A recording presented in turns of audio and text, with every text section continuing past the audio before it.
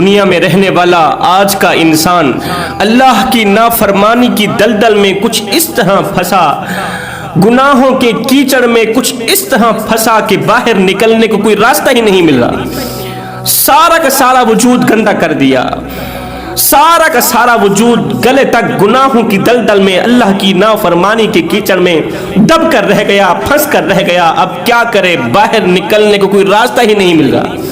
وہ باہر نکلنے کا راستہ ڈھونڈ رہا ہے۔ اور نادان گناہوں کی کیچڑ سے، گناہوں کی دلدل سے نکلنے کا ایک ہی راستہ ہے، وہ ہے توبہ کرنا، وہ ہے اللہ سے صلح کرنا۔ توبہ کی توفیق بھی اللہ تعالیٰ اسے دیتا ہے جو اللہ سے توبہ مانگتا ہے۔ توبہ کی توفیق ملنا بھی رب کی نعمتوں میں سے ایک نعمت ہے۔ گناہوں کی دلدل سے نکلنا بھی رب کی نعمتوں میں سے ایک نعمت ہے۔ ورنہ سنو جوانو، جن سے یہ توفیق چھین لی جاتی ہے نا، پھر وہ نہ دنیا کے رہتے ہیں اور نہ ہی آخرت کے رہتے ہیں۔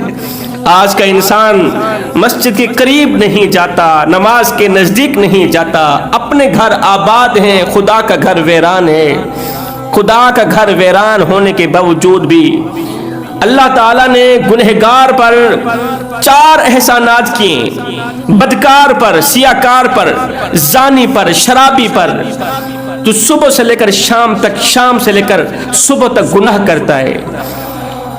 ریت کے ذروں سے بڑھ کر اس کے گناہ ہیں، ریت کے ذروں سے بڑھ کر اس نے گناہ کیے، درختوں کے پتوں سے بڑھ کر اس نے گناہ کیے، آسمان کے تاروں سے بڑھ کر اس نے گناہ کیے۔ مجھے بتاؤ کتنا بڑا گنہگار ہوگا، کتنا بڑا سیاکار ہوگا۔ مگر سنو، اتنے بڑے گنہگار پر بھی اللہ تعالیٰ کے 4 بہت بڑے احسانات ہیں۔ وہ کون سے احسانات ہیں؟ اور ہاں، موت کے بعد اللہ تعالیٰ ان 4 احسانات کا، ان 4 نعمتوں کا حساب ضرور لے گا۔ موت کے بعد، قیامت کے دن ان 4 بہت بڑی نعمتوں کا حساب ضرور لے گا۔ اب وہ کون سے احسانات ہیں؟ وہ کون سی 4 نعمتیں ہیں جو کہ اللہ تعالیٰ نے گنہگار کو بھی عطا کر رکھی ہے؟ پہلی نعمت، اللہ تعالیٰ نے گنہگار اور نافرمان سے صحت جیسی دولت نہیں چھینی۔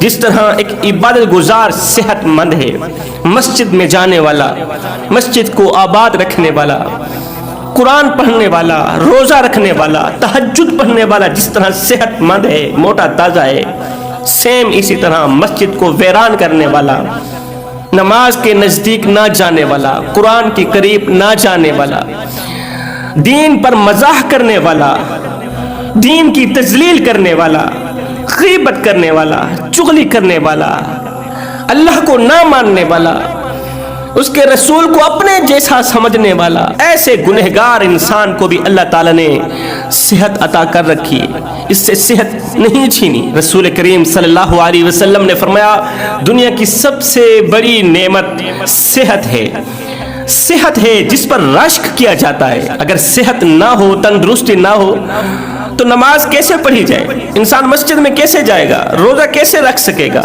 حج کیسے کرے گا؟ اب صحت مند انسان خوش رہتا ہے کیونکہ وہ ایزیلی مسجد میں جا سکتا ہے، نماز پڑھ سکتا ہے، تہجد پڑھ سکتا ہے۔ اب بیچارہ جو 4 پئی پر پڑا بیمار ہے، وہ پریشان ہو گیا، اس کا دل ٹوٹ گیا۔ ایک صحت مند ہے جو اپنے قدموں سے چل کر مسجد میں جاتا ہے، ہر ایک عبادت کرتا ہے، اور ایک میں ہوں جو عبادات سے محروم ہوں، میری بیماری نے مجھے عبادات سے دور کر دیا، نماز سے دور کر دیا، اتنے بڑے ثواب سے محروم کر دیا، اتنی بڑی نیکیوں سے محروم کر رکھا ہے میری بیماری نے۔ اب جب بیمار کا دل ٹوٹا، بستر پر پڑے، جب بیمار کا دل دکھی ہوا، جب اندر سے ایک آہ نکلی، جب بیمار کے اندر سے ٹھنڈا سانس نکلا، تو میرے اللہ کی رحمت جوش میں آئی۔ اسلام نے آ کر فوراً تسلی دی، حوصلہ دیا، اے بیمار پریشان مت ہو۔ رسول کریم صلی اللہ علیہ وسلم نے فرمایا کہ قیامت کے دن میرا اللہ فرمائے گا، او میرے بندے، میں بیمار تھا، تو میری بیمار پرسی کرنے کیوں نہ آیا؟ او میرے بندے، میں بھوکا تھا، تو مجھے روٹی دینے کیوں نہ آیا؟ میرے بندے، میں پیاسا تھا، تو مجھے پانی دینے کیوں نہ آیا؟ بندہ کہے گا، او میرے رب، بیماری تو عیب ہے اللہ، بیماری تو نقص ہے، اور میرا اللہ تو ان بیماریوں سے پاک ہے، اس نقص سے پاک ہے۔ اللہ فرمائے گا میں اپنی طرف اشارہ نہیں کر رہا، میں تو اپنے بندے کی طرف اشارہ کر رہا ہوں۔ میرا بندہ جب بیمار ہوا تھا، تیری گلی میں رہنے والا تیرا پڑوسی، تیرا ہمسایہ جب بیمار ہوا تو اس کی بیمار پرسی کرنے کیوں نہ گیا؟ اے بندے، اگر تو اس کی بیمار پرسی کرنے چلا جاتا، اگر تو اس بیمار کا حال چال پوچھنے چلا جاتا تو مجھے اس کی چارپائی پر ہی موجود پاتا، میں رب کو اس کی چارپائی پر موجود پاتا۔ ہائے، رسول کریم کا یہ فرمان سنتے ہی بیمار کا حوصلہ بڑھ گیا، بیمار کی جان میں جان آ گئی۔ اب بیمار بندہ سوچنے لگا کہ میرے اندر جو کمال ہے وہ تو کسی کے اندر نہیں، میرے اندر جو خصوصیت ہے وہ تو کسی اور کے اندر نہیں ہے، میں تو وہ ہوں کہ اللہ تعالیٰ خود چل کر میری چارپائی پر آتا ہے۔ آج کا عبادت گزار جو دکھاوے کی عبادت کرتا ہے، دکھاوے کی نماز پڑھتا ہے، آج کا عبادت گزار رب کو پانا چاہتا ہے، مسجد میں گیا رب نہیں ملا، مندر میں گیا رب نہیں ملا۔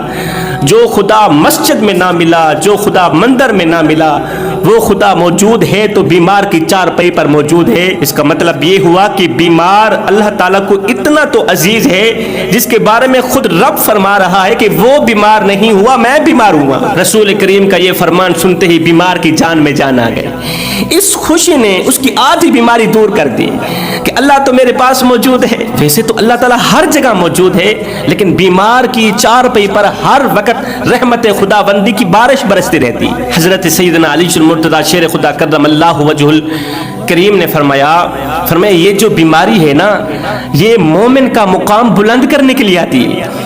بیماری گناہوں کو اس طرح کھاتی ہے، اس طرح کھاتی ہے جس طرح آگ لکڑے کو کھاتی ہے۔ بیماری دراصل انسان کے گناہوں کو انسان کے وجود سے ختم کر رہی ہوتی ہے۔ بیماری بھی اللہ تعالیٰ کی رحمتوں میں سے ایک رحمت ہے۔ اللہ تعالیٰ کی 4 رحمتیں ایسی ہیں جنہیں انسان خوشی سے قبول نہیں کرتا۔ پہلی رحمت بیٹی اللہ تعالیٰ کی طرف سے رحمت بن کر آتی ہے، آج کا انسان بیٹی کو خوشی سے قبول نہیں کرتا۔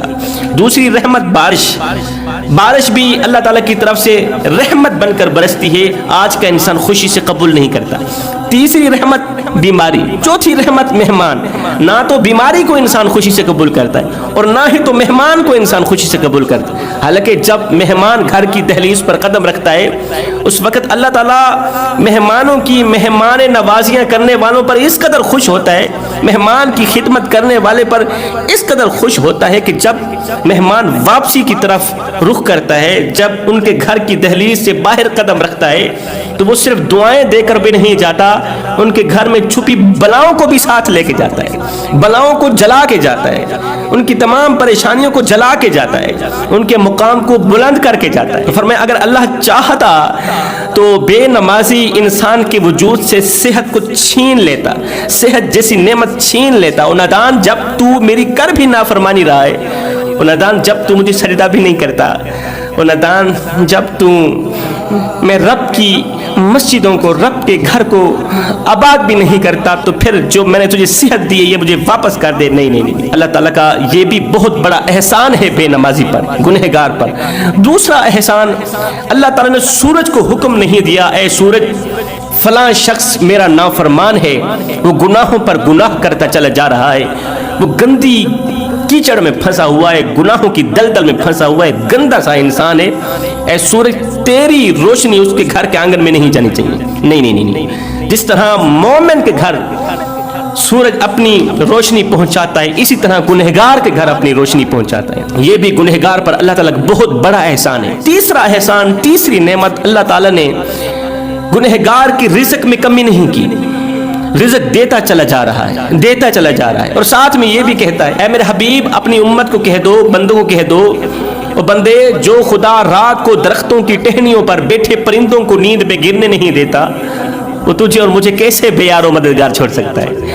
اور ساتھ میں بے نمازی کو، گنہگار کو، شرابی کو، زانی کو یہ بھی فرماتا ہے کہ میں تمہیں بے یار و مددگار بھی نہیں چھوڑنے والا۔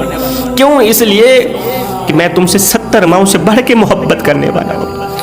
یہ تو تم نادان ہو نا جو مجھے بھول گئے۔ اے بندے، تو کرتا وہ ہے جو تو چاہتا ہے، تو کرتا وہ ہے جو تیرا نفس چاہتا ہے، تو کرتا وہ ہے جو تیری شہوت چاہتی ہے۔ اے بندے تو کرتا وہ ہے جو تو چاہتا ہے مگر ہوتا وہ ہے جو میں رب چاہتا ہوں. اے میرے بندے تو وہ کر جو میں چاہتا ہوں پھر ہوگا وہی جو تو چاہتا ہے. پھر کیا ہوگا؟ تو سوچتا جائے گا وہی ہوتا جائے گا. پھر ہاتھ اٹھانے کی ضرورت بھی نہیں پڑے گی. تو یہاں سے سوچے گا بس وہی ہو جائے گا. اب تو چوتھا احسان ہے وہ ہے نیک بیوی.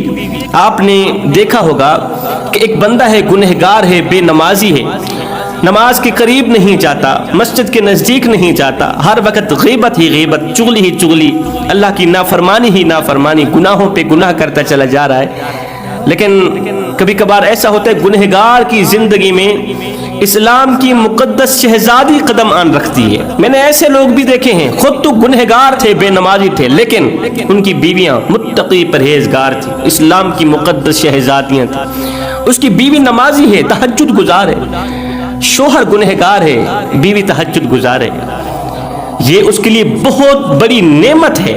تو اللہ تعالیٰ نے بے نمازی کو عطا کی کیونکہ جس گھر میں عورت صبح اٹھ کر سورہ یاسین پڑھتی ہے اور شام کو سورہ ملک پڑھتی ہے صبح فجر کی نماز پڑھتی ہے رات کو عشاء کی نماز پڑھ کے سوتی ہے اس گھر میں ہر وقت رحمت خدا بندی کی بارش برستی رہتی ہے رزق کی بارش برستی رہتی ہے.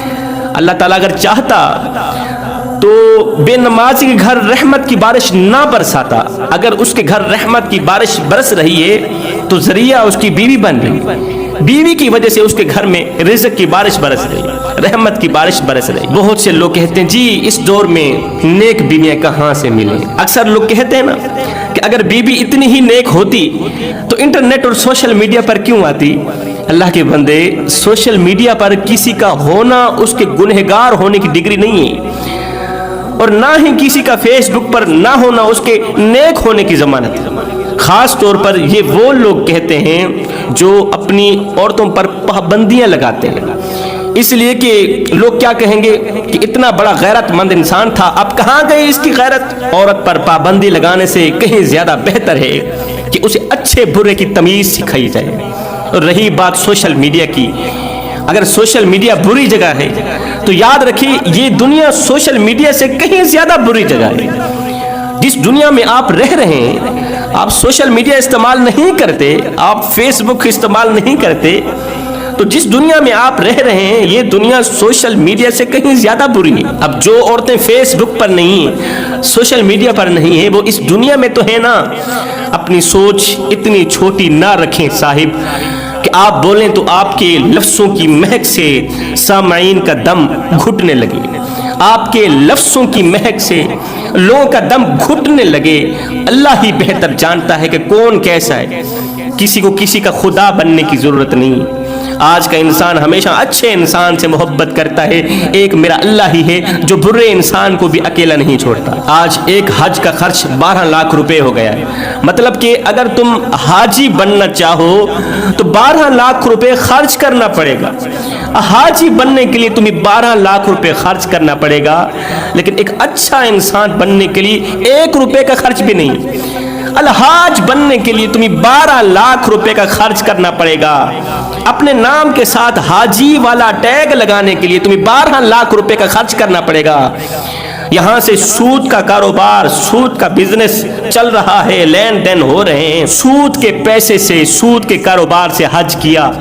حج کرنے کے بعد حاجی صاحب جب واپس آئے پھر سے سود کا کاروبار شروع کر دیا. غیرت کے کانوں سے سنو میرے بھائیو ایسے حاجی بننے سے کہیں زیادہ بہتر ہے کہ تم اچھے انسان ہی بن جاؤ. 12 لاکھ روپے خرچ کرنے کے بعد اپنے نام کے ساتھ حاجی لکھوانے کے بعد بھی اگر تم برے کام نہیں چھوڑتے اگر تم سود کا کاروبار نہیں چھوڑتے اپنے نام کے ساتھ حاجی لکھوانے کے بعد بھی اگر تم غیبت اور چغلی جھوٹ فراڈ دھوکہ بازی نہیں چھوڑتے تو بہتر ہے کہ تم 12 لاکھ روپے خرچ کر کے حاجی نہ بنو ایک اچھے انسان بن جاؤ. ایسے